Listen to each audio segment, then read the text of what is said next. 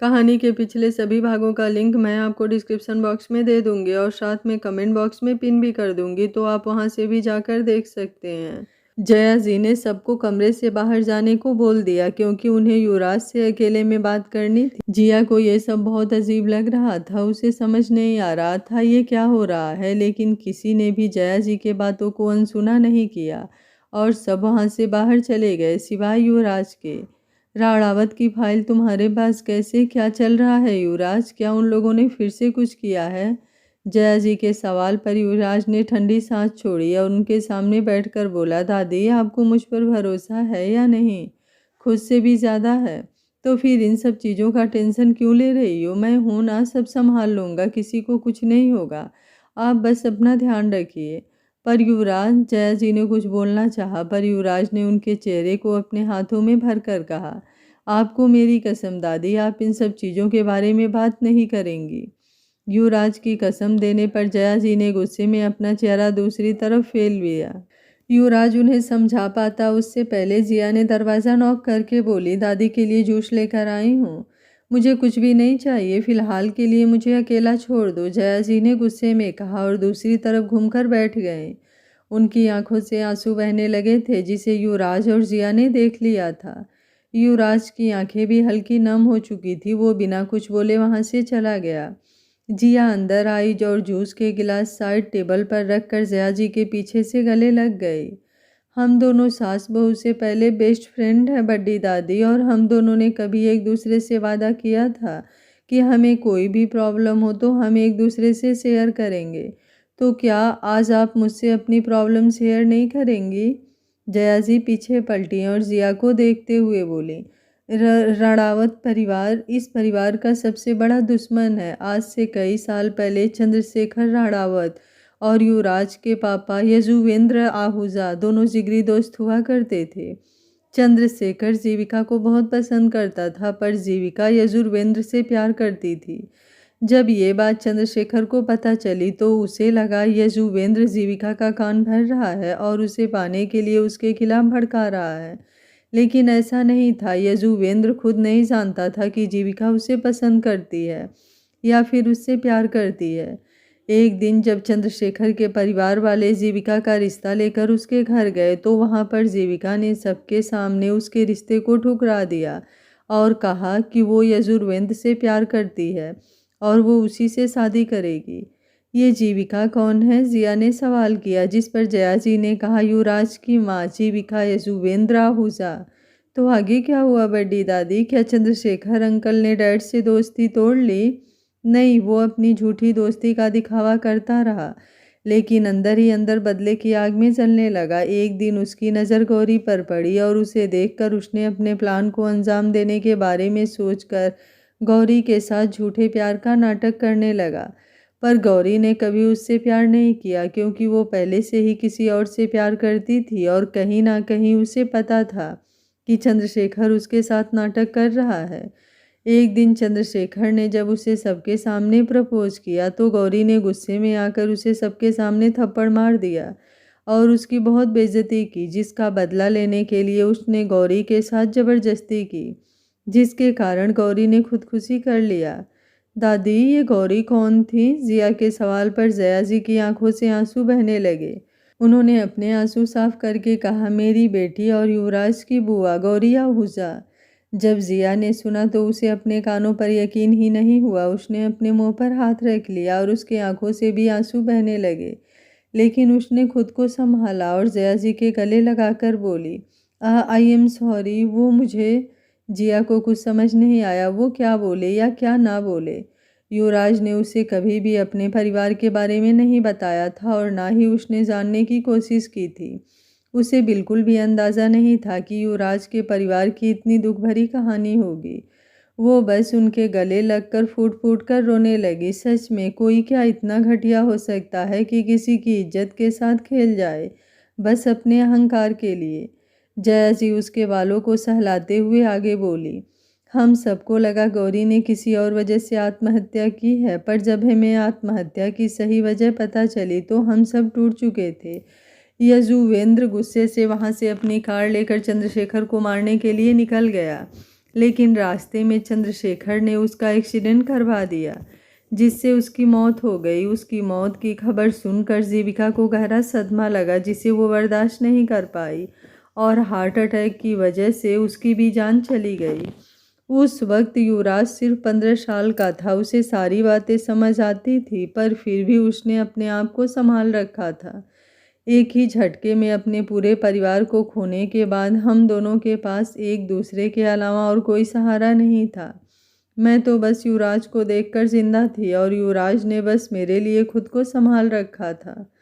हम दोनों को संभालने में कई साल लग गए। लगभग 4-5 साल बाद हमें ये खबर मिली कि किसी ने चंद्रशेखर को उसी के बिल्डिंग में जिंदा जला दिया है। मैं ये सुनकर खुश हुई। मुझे लगा कि शायद भगवान ने उसे उसके कर्मों की सजा दी है। लेकिन जब मुझे पता चला ये युवराज ने किया है तो सच में मेरा दिल धक से रह गया। मैं कभी सपने में भी नहीं चाहती थी कि मेरा पोता ऐसा करे, लेकिन उस वक्त उसकी आंखों में जो गुस्सा, जो जुनून और जो नफरत मैंने देखी, उसे देखकर मैं भी कुछ कह नहीं पाई। वो तो उसके पूरे परिवार को ख़त्म करना चाहता था, पर मैंने अपनी कसम देकर उसे बांध रखा था। और यही नफ़रत और गुस्सा वजह बनी उसके अंडरवर्ल्ड में कदम रखने की, क्योंकि जो गौरी के साथ हुआ वो कभी नहीं चाहता था कि किसी और लड़की के साथ हो। इसलिए उसने अंडरवर्ल्ड में कदम रखकर अंडरवर्ल्ड का किंग बन गया। उसने सारे बुराइयों को नज़रअंदाज करके बस एक ही चीज़ पर ध्यान दिया कि कोई भी किसी भी लड़की की तस्करी ना कर सके, किसी लड़की की इज्जत के साथ ना खेल सके। और जब कभी उसके सामने कोई ऐसा दोषी आता है तो वो उसके साथ भी वही करता है जो उसने चंद्रशेखर के साथ किया। जया जी की पूरी बातों को सुनने के बाद जिया हैरानी से उन्हें देखती रह गई। उसे यकीन ही नहीं हो रहा था कि जया जी युवराज के दूसरे रूप के बारे में भी जानती हैं। उसे समझ ही नहीं आया वो कैसे रिएक्ट करे या क्या कहे।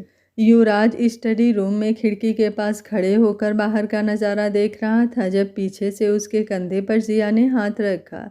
जब युवराज ने पीछे मुड़कर देखा तो उसका चेहरा लाल हो चुका था और रोने की वजह से उसकी आंखें भी सूजी हुई लग रही थी। वो समझ चुका था दादी ने उसे सब कुछ बता दिया है। युवराज ने आगे बढ़कर जिया को गले लगाना चाहा, पर जिया ने एक जोरदार थप्पड़ उसके गालों पर जड़ दिया और गुस्से में उसका कॉलर पकड़कर बोली, हाउ डियर यू, आपकी हिम्मत कैसे हुई मुझसे ये सब छुपाने की? क्या आपने मुझे इस परिवार का हिस्सा नहीं माना है? क्यों नहीं बताया आपने मुझे ये सब? क्यों क्यों क्यों? वो उसके सीने पर मुक्का मारते हुए वहीं घुटनों के बल बैठकर रोने लगी। युवराज भी उसके सामने घुटनों के बल बैठ गया और उसे अपनी बाहों में भर कर बोला, यही वजह थी, देखो अपनी हालत। जिया का रोना और भी बढ़ गया। उसने युवराज को मजबूती से पकड़कर रोते हुए कहा, क्यों लोग इतने गंदे होते हैं? कैसे कैसे वो कर लेते हैं वो सब? आपने बिल्कुल सही किया, बिल्कुल सही किया आपने। मुझे आपसे कोई शिकायत नहीं है, बिल्कुल सही किया आपने। जिया रोते हुए बस एक ही बात बोले जा रही थी और युवराज धीरे धीरे उसके बालों को सहलाता रहा। 10 मिनट बाद जिया शांत हो चुकी थी, लेकिन उसकी सिसकी अभी भी चल रही थी। युवराज ने उसे गोद में उठाकर सोफे पर बैठाकर वहां से चला गया। कुछ पल बाद वो अपने हाथों में एक बड़ा सा फोटो फ्रेम लेकर वापस आया और जिया के बगल में बैठ गया। चलो आज मैं तुम्हें तुम्हारे ससुराल वालों से मिलाता हूँ, युवराज ने उसके सर को अपने कंधे पर रखकर कहा और उस फोटो में उंगली टैप करके उसे सबको पहचानने में मदद करने लगा। ये हमारे दादू, ये डैड और ये मम्मा, और ये हैं बुआ, ये दादी और ये मैं। उन फोटोज को देखकर जिया के होठों पर मुस्कुराहट आ गई। उसने फोटो को देखा और युवराज को देखकर बोली, आप बिल्कुल डैड की तरह दिखते हो, है ना? युवराज के होठों पर एक गहरी मुस्कुराहट तैर गई। उसने हाँ में सिर हिलाया और जिया के माथे पर किस कर लिया। लगभग 10 मिनट बाद जिया वहीं उसके कंधे पर सर रखे सो चुकी थी और युवराज धीरे धीरे उसके बालों को सहलाते हुए मन ही मन में बोला, बहुत हुआ चूहे बिल्ली का खेल दुष्यंत, अब बारी आमने सामने की, या तो तू या फिर मैं।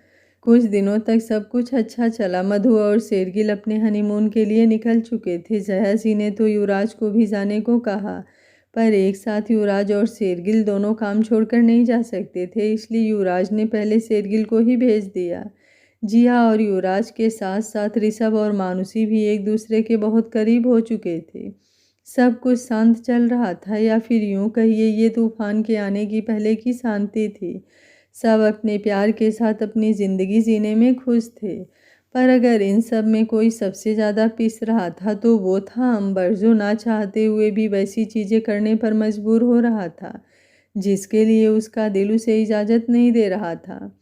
हर रात की तरह आज भी युवराज ने जिया को बहुत ज़्यादा परेशान किया, जिसका नतीजा ये हुआ कि वो गुस्से में मुंह फुलाकर वहाँ से उठकर अपने पहले वाले रूम में जाकर सो रही थी और युवराज अपने रूम में। वजह बस इतनी सी थी, युवराज उसके साथ कुछ प्यार भरे लम्हे को जीना चाहता था और हमारी जिया मैडम को सुबह उठकर पढ़ाई करनी थी। जब युवराज नहीं माना तो क्या मैडम ने मुंह फुला लिया और रूम छोड़कर ही भाग गई। वो बार बार करवटें बदलते हुए सोने की कोशिश कर रही थी, पर आदत से मजबूर बिना युवराज के बाहों की गर्माहट की उसे कहाँ नींद आने वाली थी। थक हार कर वो बैठ गई और मुंह फुलाकर खुद से बोली, दिस इज़ नॉट फेयर यार जिया, तू उनसे नाराज़ है तो नाराज़ रहना। अब वापस तू उनके पास जाएगी तो वो क्या बोलेंगे कि मैं उनसे नाराज़ भी नहीं रह सकती। नहीं, मैं नहीं जाने वाली, मैं यहीं सोऊंगी, मैं भी देखती हूँ मुझे नींद कैसे नहीं आती। वो बड़बड़ाते हुए वापस लेट चुकी थी और ज़बरदस्ती पिलो को हक करके सोने की कोशिश कर रही थी। अब जब उसे नींद नहीं आई तो हार मानकर उठी और वापस से कमरे में आई, जहाँ युवराज कहीं जाने की तैयारी में था। उसे तैयार होते हुए देख जिया की आंखें फटी की फटी रह गई। जब उसने घड़ी में टाइम देखा तो रात के 12 बज रहे थे। आखिर वो इतनी रात को कहाँ जा रहा था, ये सोचकर उसकी भौहें तन गई। इतनी रात को कहाँ निकल रही है आपकी सवारी? जिया ने अपने दोनों हाथ फोल्ड करके बिल्कुल किसी स्ट्रिक्ट टीचर की तरह सवाल किया। युवराज पीछे मुड़ा और अपने शर्ट के बटन लगाते हुए बोला, एक इम्पॉर्टेंट काम है, बस आधे घंटे में वापस आ जाऊंगा। रात के 12 बजे ऐसा भी कौन सा इम्पोर्टेंट काम है आपको, ज़रा मैं भी तो जानूं। जिया चलते हुए उसके पास आ चुकी थी और खुद उसके शर्ट के बटन लगाने लगी। बहुत इम्पोर्टेंट है, आकर बताऊंगा, आई प्रॉमिस, जल्दी आ जाऊंगा। युवराज ने उसके चेहरे को थाम कर कहा और हौले से उसके माथे को चूम लिया। पर खड़ूस, जिया आगे और कुछ बोलना चाहती थी, पर युवराज ने उसके होठों पर अपनी उंगली रखकर शांत कर दिया और उसकी आंखों में झांकते हुए बोला, तुम्हारा खड़ूस सिंगल पीस में वापस आएगा, एक खरोच भी नहीं लगेगी। मुझे बस यूं गया और यूं आया। ट्रस्ट मी, मैं कोई माफियागिरी करने नहीं जा रहा, बस ऑफिस से रिलेटेड कोई काम है। किसी फॉरेनर क्लाइंट के साथ डील थी, लेकिन अब वो पीछे हट रहा है तो बस उसी की वजह से मुझे जाना पड़ रहा है। आधे घंटे में वापस आ जाऊंगा।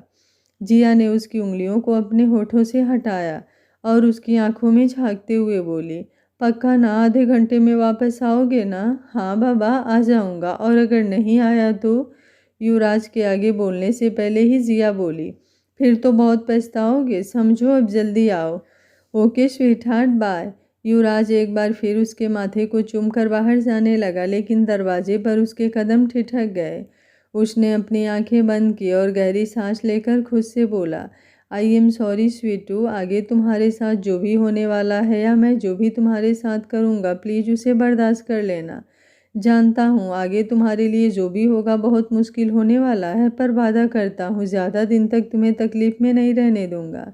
क्या हुआ खड़ूस, रुक क्यों गए? कुछ छूट रहा है क्या? जिया पीछे से बोली और युवराज अचानक से पलटकर तेज कदमों से आया और उसे अपनी बाहों में जकड़ लिया, मानो आगे ये पल मिले या ना मिले। खड़ूस, आर यू ओके? जिया ने धीरे से युवराज की पीठ को सहलाकर पूछा, जिस पर युवराज उससे अलग हुआ और उसके चेहरे को अपने हाथों में थाम कर बोला, no I am not okay, can I kiss you? जिया को कुछ समझ नहीं आया उसकी बातें, क्योंकि आज से पहले तो वो उसके करीब आने से पहले एक बार भी नहीं पूछता था, तो फिर आज एक किस करने के लिए क्यों पूछ रहा है? जिया ने उसे कुछ कहने के लिए अपना मुंह खोला, पर अगले ही पल युवराज ने उसकी बोलती बंद कर दी। एक लॉन्ग किस के बाद दोनों अलग हुए। उसके बाद युवराज बिना एक पल रुककर वहां से चला गया। जिया अपने सीने पर हाथ रखकर खुद को नॉर्मल करने लगी, तभी उसे बालकनी से कुछ गिरने की आवाज़ आई। वो अपने बालों को सही करते हुए बालकनी में गई और लगभग 20 मिनट बाद वहां से आकर सीधे बेड पर लेट गई।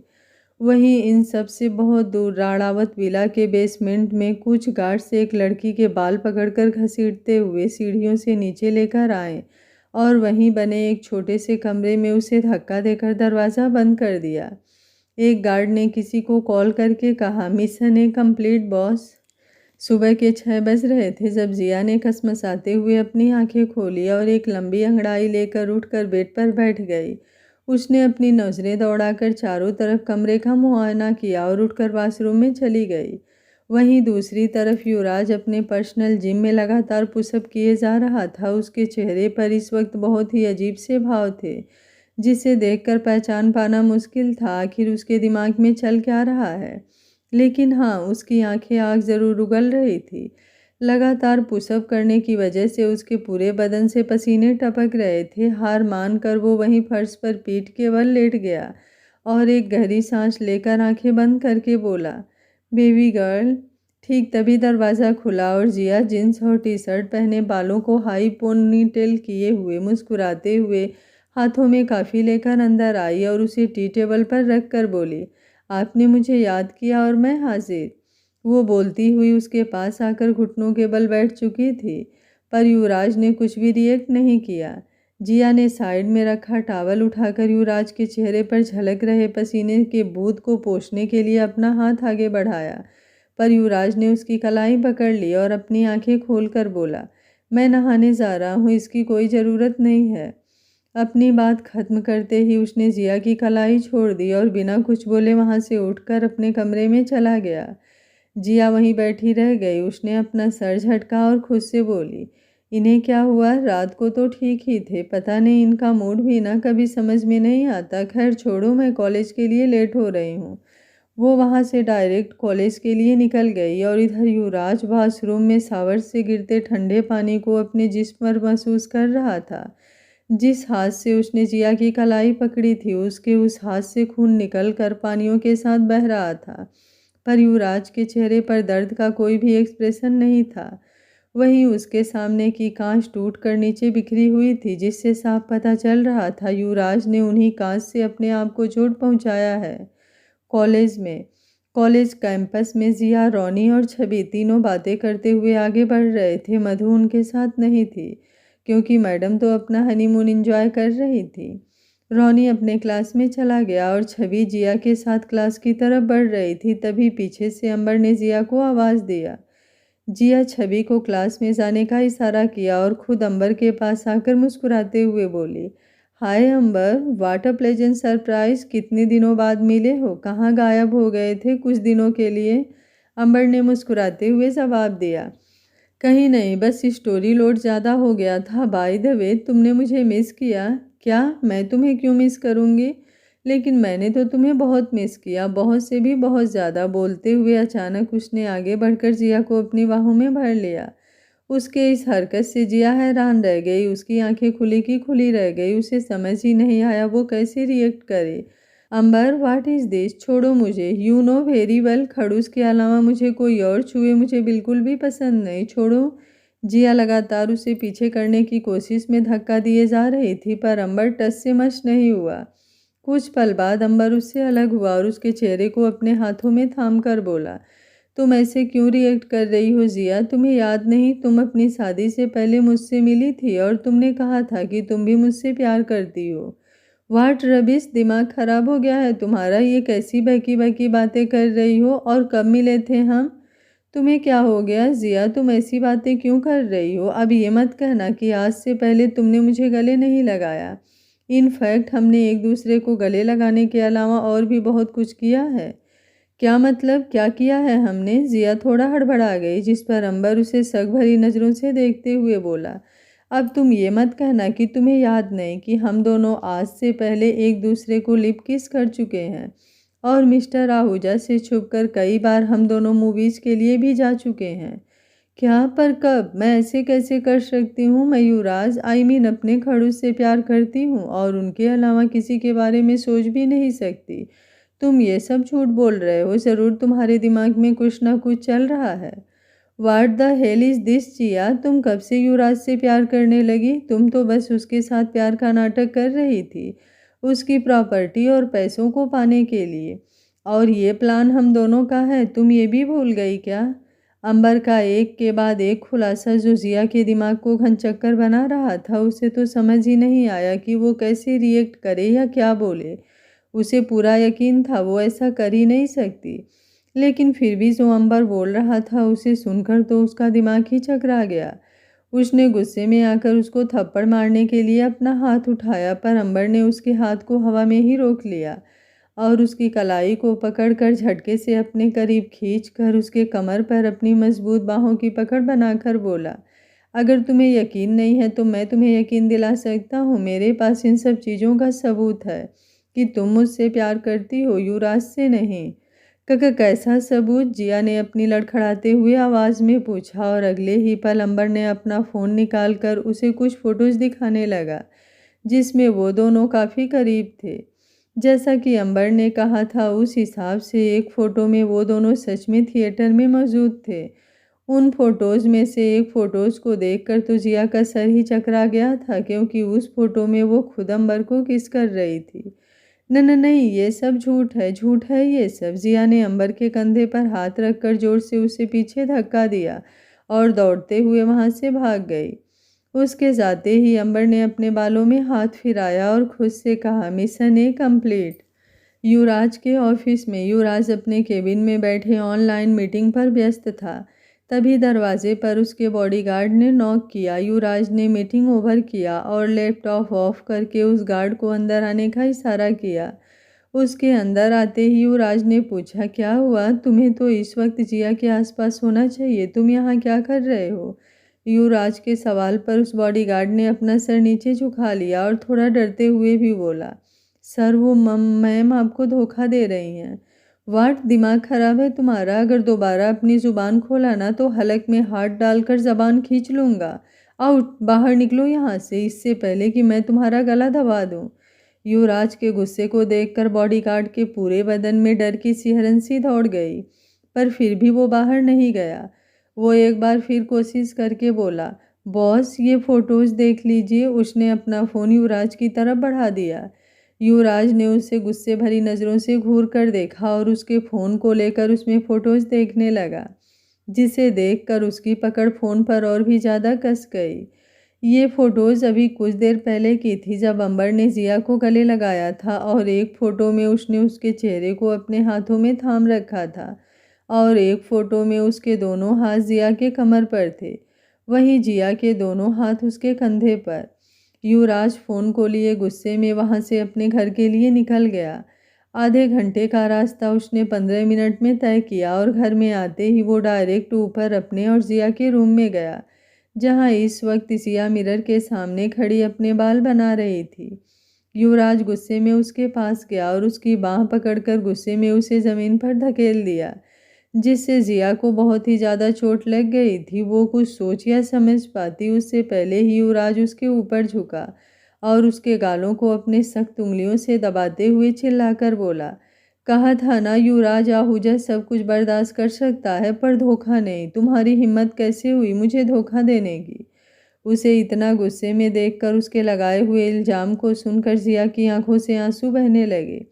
वो ज़बरदस्ती युवराज के हाथों को अपने गालों से हटाते हुए बोली, खड़ूस क्या कर रहे हो? क्या हुआ है आपको? छोड़िए, मुझे दर्द हो रहा है। युवराज ने गुस्से में उसका चेहरा झटक दिया और बॉडीगार्ड के फ़ोन को उसके सामने फेंक कर बोला, अच्छे से इन फ़ोटोज़ को देख लो, फिर मुझे जवाब देना। अपनी बात खत्म करके युवराज वहाँ से बाहर निकल गया और गुस्से में दरवाज़ा बंद करते हुए मन ही मन खुद से बोला, मिशन ए कंप्लीट। युवराज अपने स्टडी रूम में बैठे अपने कमरे में लगे हुए हिडन कैमरे से अपने लैपटॉप पर जिया की एक्टिविटीज़ को देख रहा था, जो रूम में अभी भी फर्श पर बैठे हुए उस फोटोज़ को देख रही थी जो उसे बॉडीगार्ड ने युवराज को दिया था। जिया उन फोटोज़ को देखते हुए खुद से बोली, ये कैसे हो सकता है? युवराज ऐसा कैसे कर सकते हैं? वी लीव ईच अदर, उन्हें थोड़ा तो ट्रस्ट होना चाहिए मुझ पर। और ये अंबर तो मेरा इतना अच्छा दोस्त था, फिर मेरे साथ ऐसा कैसे कर सकता है? How is this possible? मुझे अंबर से बात करनी ही होगी, आखिर वो चाहता क्या है? मैं पागल हो रही हूँ ये सब देखकर। जिया ने गुस्से में उस फ़ोन को ज़ोर से दीवार पर पटक दिया और अपना सर पकड़कर बेड पर बैठ गई। युवराज को कैमरे के जरिए उसके हर एक हरकत को गौर से देख रहा था। उसकी झुंझलाहट को देखकर उसके होठों पर एक डेविल स्माइल आ गई।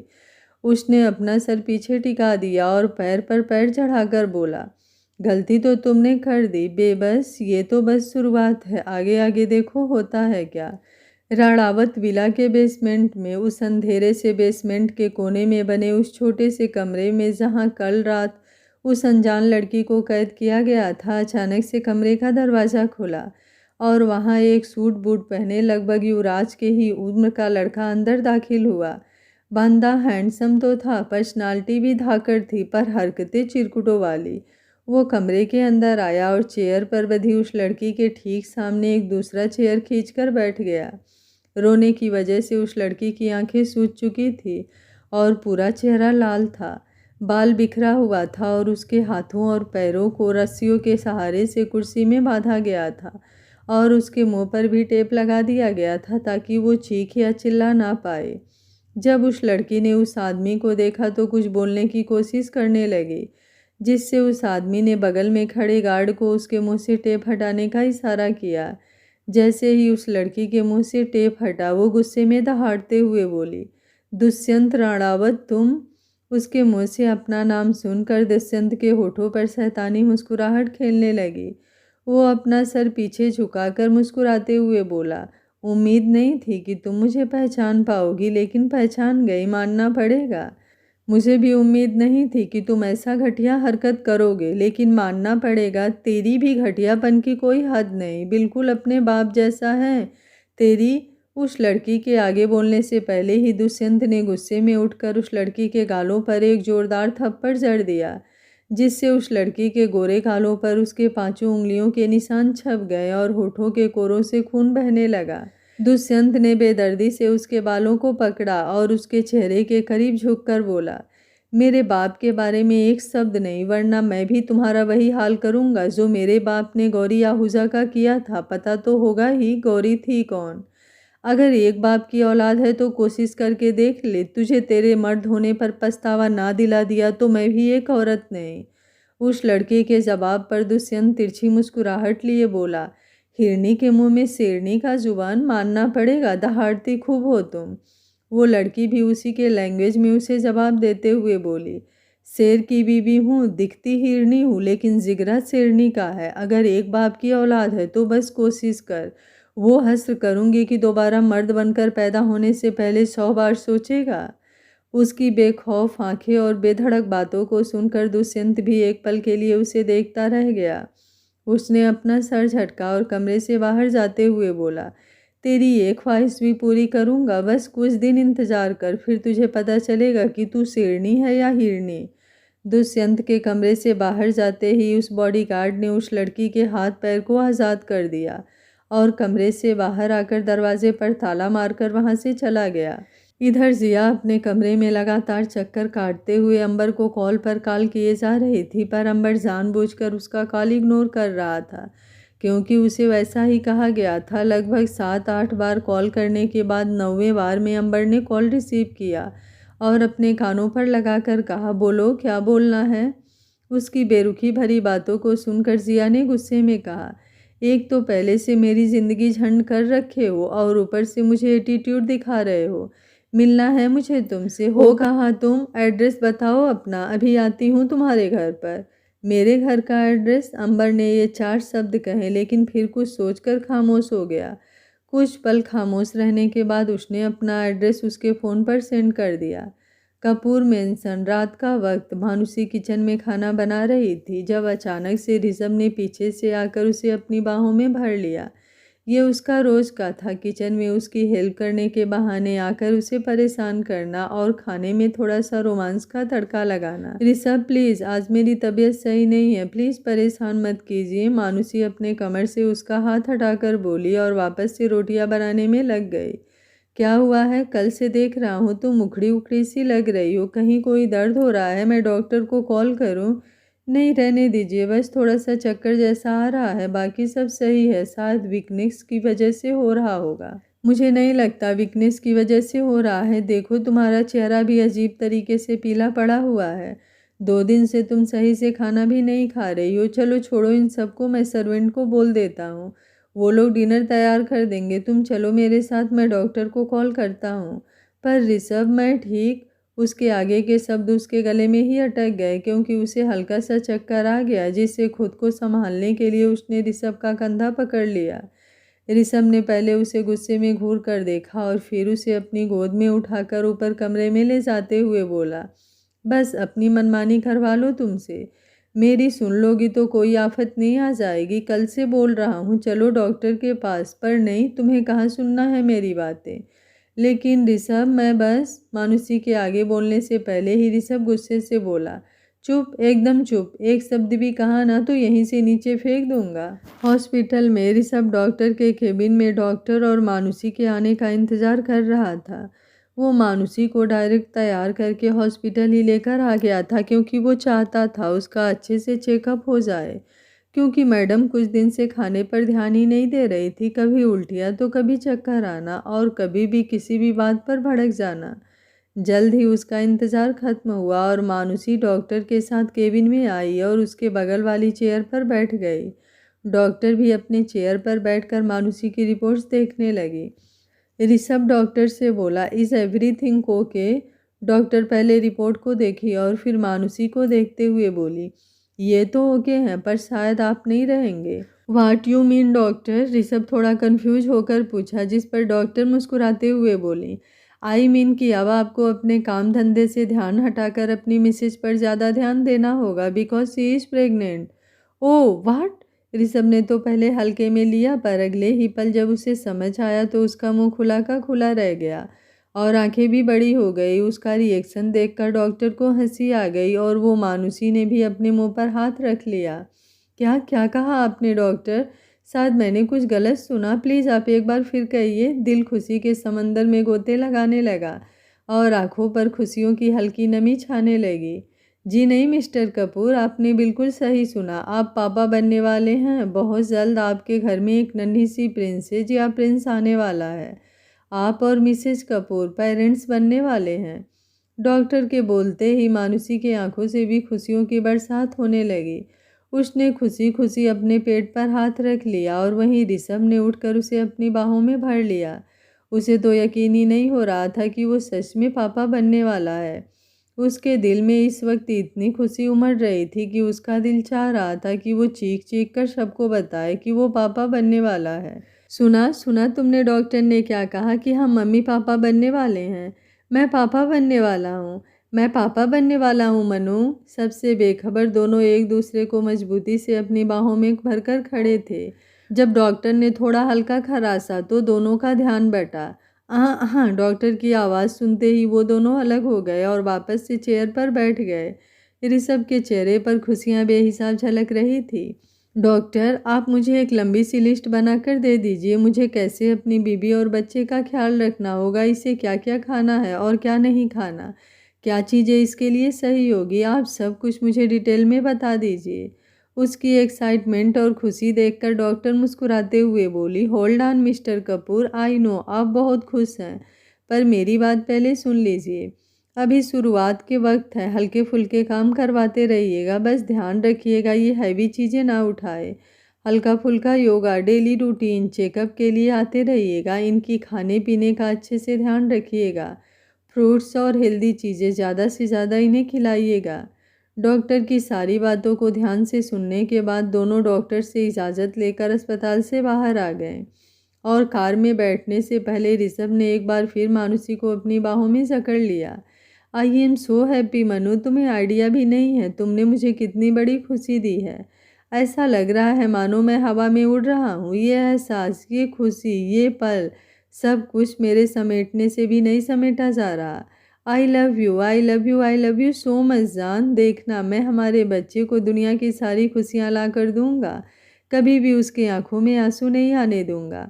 घुटनों के बल बैठकर उसके पेट पर हाथ रख कर बोला, बच्चा, आई डोंट नो कि आप बेबी गर्ल हो या बेबी बॉय, आप जो भी हो, पापा आपसे बहुत प्यार करते हैं। आप जल्दी से आ जाना। ऋषभ ने उसके पेट को चूम लिया और उस पर अपना सर टिका दिया। उसकी खुशी देखकर मानुषी की आंखें एक बार फिर भर आईं। वो उसके बालों में उंगलियां फिराते हुए बोली, बेबी के मम्मा को बेबी के डैडा पर पूरा भरोसा है। बेबी और बेबी की मम्मा बेबी के पापा से बहुत प्यार करते हैं, है ना बेबी? ऋषभ उठा और उसके चेहरे को अपने हाथों में थाम कर उसके माथे को चूम लिया। फिर बारी बारी से उसके दोनों गालों को और उसके बाद उसको होठों की तरफ झुकने लगा। जब मानुसी ने उसके होठों पर हाथ रखकर कहा, मिस्टर कपूर, ज़रा जगह का ख्याल भी कर लीजिए। हर दिन की तरह एक और नई सुबह, जहां मानुसी और ऋषभ की ज़िंदगी में एक नन्ही सी खुशी ने दस्तक दिया था, वहीं युवराज और जिया की ज़िंदगी में खलबली मची हुई थी। सुबह का वक्त था जब युवराज, जिया और जयाजी ब्रेकफास्ट कर रहे थे कि अचानक किसी ने डोरबेल बजाई। सर्वेंट ने जाकर दरवाज़ा खोला तो सामने अंबर मुस्कुराते हुए खड़ा था। अंबर को वहां देखकर युवराज ने अपनी मुट्ठियां गुस्से में भींच ली और अपनी नज़रें जिया पर टिका दिया। उसके गुस्से से भरी हुई नज़रों को अपने ऊपर महसूस करते ही जिया का गला सूखने लगा। उसने एक बार अंबर की तरफ देखा और कुछ कहने को हुई, तब तक जया जी बोली, अरे अंबर बेटा, इतनी सुबह सुबह, आओ बैठो, हमारे साथ ब्रेकफास्ट कर लो। अंबर मुस्कुराते हुए वहां आया और जिया के बगल वाली चेयर पर बैठकर बोला, जी दादी, बिल्कुल, वैसे भी बहुत ज़ोरों की भूख लगी है। अंबर के वहां बैठते ही युवराज वहां से उठकर चला गया। उसके जाते ही जिया भी उठकर युवराज के पीछे गई और जिया से नोट्स लेने के बहाने अंबर भी उठकर जिया के पीछे चला गया। जिया युवराज के पीछे स्टडी रूम में जा रही थी जब पीछे से अंबर ने उसकी कलाई पकड़ लिया और उसे खींचते हुए उसके रूम में लाकर अंदर से दरवाज़ा बंद कर लिया। व्हाट द हेल, तुम्हारा दिमाग खराब है? ये क्या कर रहे हो तुम? मेरे घर में आकर मेरे साथ ज़बरदस्ती कर रहे हो? शर्म नहीं आती तुम्हें? जिया गुस्से में उस पर चिल्लाई, पर अंबर को कुछ ज़्यादा फर्क नहीं पड़ा। उसने उल्टा आगे बढ़कर जिया के कमर पर हाथ डालकर उसे अपने करीब खींच लिया और उसके गालों पर अपनी एक हथेली टिका कर कहा, अपनी जान को प्यार करने में क्या हर्ज है? ये क्या बदतमीजी है अंबर, छोड़ो मुझे। अगर किसी ने देख लिया तो पता नहीं क्या हो जाएगा। कोई नहीं देखेगा मेरी जान, बस तुम मुझ पर ध्यान दो। अपनी बात खत्म करके अंबर जिया के होठों की तरफ झुकने लगा। एक पल के लिए जिया ने भी अपनी आंखों को बंद कर लिया, पर अगले ही पल अचानक से कमरे का दरवाज़ा खुला और दोनों की नज़रें दरवाजे की तरफ गई जहां इस वक्त युवराज गुस्से में खड़ा था। दरवाजे पर युवराज अपने गुस्से से लाल आंखों से उन दोनों को घूर रहा था जब जिया ने जल्दी से अंबर को पीछे की तरफ धक्का दे दिया। युवराज के उस ठंडे एक्सप्रेशन को देखकर एक पल के लिए अंबर भी सकमका गया। दोनों का गला सूख चुका था, कुछ बोला नहीं जा रहा था। युवराज को अपने सामने देखकर जो यमराज बनकर खड़ा उन दोनों को घूर रहा था, वो चलते हुए अंदर जिया के पास आया और एक झटके में उसके गर्दन को पकड़कर थोड़ा दबाते हुए बोला, आखिर क्या कमी रह गई थी मेरे प्यार में जो तुमने मुझे इस कदर धोखा दिया? अगर मुझसे प्यार नहीं था तो पहले ही बता देती, मैं तुमसे शादी करता ही नहीं। क्यों किया मेरे साथ ऐसा, क्यों? युवराज गुस्से में चिल्लाते हुए एक झटके में उसके गर्दन को छोड़ दिया जिससे वो लड़खड़ा कर सीधे बेड पर जा गिरी। उसकी आंखों से आंसू बहने लगे और उसके गोरे सुराही जैसे गर्दन पर युवराज की उंगलियों के लाल निशान पड़ चुके थे। युवराज अब अंबर की तरफ मुड़ा और उसके कॉलर को पकड़कर एक जोरदार पंच उसके मुंह पर रट दिया। मेरे घर में आकर इतनी घटिया हरकत करने के बारे में तूने सोचा भी कैसे? उसने एक और जोरदार मुक्का उसके मुंह पर मारा। अंबर को दिन में तारे दिखने लगे। वो अपने घूमते हुए सर को पकड़कर जबरन बोला, मम्मा, मुझे जिया ने बुलाया था। उसने मुझसे मेरे घर का एड्रेस मांगा था, लेकिन जब वो वहाँ नहीं आ पाई तो उसने मुझे यहाँ बुला लिया। युवराज ने अपनी गुस्से से जलती हुई निगाहों से जिया की तरफ देखा। जिया जल्दी से अपने आंखों से आंसू पोंछकर बोली, नहीं नहीं, मैंने नहीं बुलाया था युवराज, इसे मैंने नहीं बुलाया था, ये झूठ बोल रहा है। हम दोनों के बीच दूरियां लाना चाहता है। मेरा यकीन करो, मैंने इसे नहीं बुलाया। मैं इससे प्यार नहीं करती, मैं सिर्फ और सिर्फ आपसे प्यार करती हूँ। Trust me Yuvraj, please trust me. Jiya एक ही सांस उससे रिक्वेस्ट करते हुए बोले जा रही थी। उसकी बातों को सुनकर युवराज के चेहरे पर कोई भी बदलाव नहीं आया। उल्टा वो उसके पास गया और गुस्से में दहाड़ते हुए बोला, मैंने कब पूछा कि तुम इससे प्यार करती हो या नहीं? मैंने तुम पर इतना भरोसा किया, पर तुमने मेरे भरोसे का इस कदर फ़ायदा उठाया। मुझे यकीन ही नहीं हो रहा कि तुम ऐसा भी कर सकती हो। जिया रोते हुए बोली, नहीं खड़ूस, प्लीज़ ऐसा मत करो। मैंने आपको धोखा नहीं दिया। मैं तो अभी भी आपसे प्यार। बस। जिया के आगे बोलने से पहले ही युवराज गुस्से में ज़ोर से चिल्लाया और आगे बोला, आज से और अभी से मेरा और तुम्हारा रिश्ता खत्म। मैं तुम्हें अभी के अभी इस घर से बाहर निकालूंगा। युवराज ने उसकी बाजू पकड़ी और उसे जबरदस्ती बाहर लाने लगा, लेकिन दरवाजे पर ही उसे मानुषी और ऋषभ दिखे, जो हैरानी और गुस्से के मिले जुले भाव लिए युवराज को ही देख रहे थे। मानुषी ने आगे बढ़कर एक जोरदार थप्पड़ युवराज के गालों पर जड़ दिया और उसके हाथों से जिया की बाजू को छुड़ाकर गुस्से में बोली, तुम्हारी हिम्मत कैसे हुई मेरी जिया के साथ ऐसा करने की? तुमने मुझसे वादा किया था कि कभी भी तुम इसकी आंखों में आंसू नहीं आने दोगे, और आज तुम खुद इसके साथ ऐसा सलूक कर रहे हो। मानुषी जिया को अपने गले लगाकर गुस्से में युवराज को डांटने लगी। ऋषभ भी उसका साथ देते हुए बोला, हाँ, मैंने भी कभी ये उम्मीद नहीं किया था कि तू कोई भी लड़की के साथ ऐसी हरकत करेगा, और ख़ासकर उस लड़की के साथ जो तेरी जान है, तेरी ज़िंदगी है, तेरी जीने की वजह है, और आज तू उसके साथ ये सब कर रहा है। युवराज पर उन दोनों की बातों का कोई असर नहीं हुआ, उल्टा वो गुस्से में बोला, ये मेरे और मेरे घर का मैटर है, इसमें तुम दोनों ना बोलो तो ही बेटर होगा। युवराज की बात खत्म होते ही मानुषी चिल्लाकर बोली, ये मेरे फ्रेंड की शादीशुदा लाइफ का मैटर है और मुझे बोलने का पूरा पूरा हक है, समझे मिस्टर युवराज आहूजा? अगर अपने दोस्त से इतना ही प्यार है तो ले जाओ इसे अपने साथ। आज के बाद मैं कभी भी इसकी शक्ल देखना पसंद नहीं करूँगा। अगर गलती से भी ये मेरे सामने आई तो मैं क्या करूँगा मुझे भी नहीं पता। युवराज गुस्से में बोलकर वहाँ से चला गया। वहाँ के माहौल में छाई गर्मी देखकर अंबर ने खिसकने में ही अपनी भलाई समझी और वहाँ से निकल गया। जिया अभी भी मानुषी के गले लगे हुए रोए जा रही थी। मानुषी ने ऋषभ को युवराज के पीछे जाने का इशारा किया और ऋषभ ने आंखों ही आंखों में उसे हाँ का इशारा करके युवराज के पीछे चला गया। मानुषी जिया को शांत करते हुए लाकर बेड पर बैठा दिया। दूसरी तरफ युवराज गुस्से में थमथमाते हुए अपने स्टडी रूम में पहुंचा, जहां पहले से ही अंबर खुद में सिमट कर चेयर पर बैठा हुआ था। उसके नाक और होठ से अभी भी खून निकल रहे थे। युवराज ने उसे देखा और अपना सरनामे हिलाकर दराज से फर्स्ट एड बॉक्स निकालकर उसके सामने पटक दिया। अंबर ने एक नज़र गुस्से में युवराज को देखा और फर्स्ट एड बॉक्स से रुई निकालकर अपने नाक से बहते खून को साफ करने लगा। युवराज उसके सामने वाली चेयर पर बैठा और मुस्कुराते हुए बोला, ये बॉडी सिर्फ दिखाने के लिए ही बना रखी है क्या? मेरा दो मुक्का भी नहीं झेल पाए। अंबर ने एक नज़र गुस्से में उसे घूर कर देखा और दूसरी रुई निकालकर अपने होठों पर लगे खून को साफ करने लगा। युवराज खामोशी से उसे देख रहा था। अंबर ने खुद से अपने नाक और होठों पर लगे खून को साफ किया और युवराज को देखते हुए अपनी ठंडी आवाज़ में बोला, अब मैं और आपका साथ नहीं दे सकता। आपको जो करना है अकेले कीजिए। मैं जिया को और तकलीफ़ नहीं दे सकता। वो मेरी बीवी है, उसे तकलीफ़ में देखकर मेरी आंखों में आंसू आने चाहिए। पर तुम क्यों इतना इमोशनल हो रहे हो?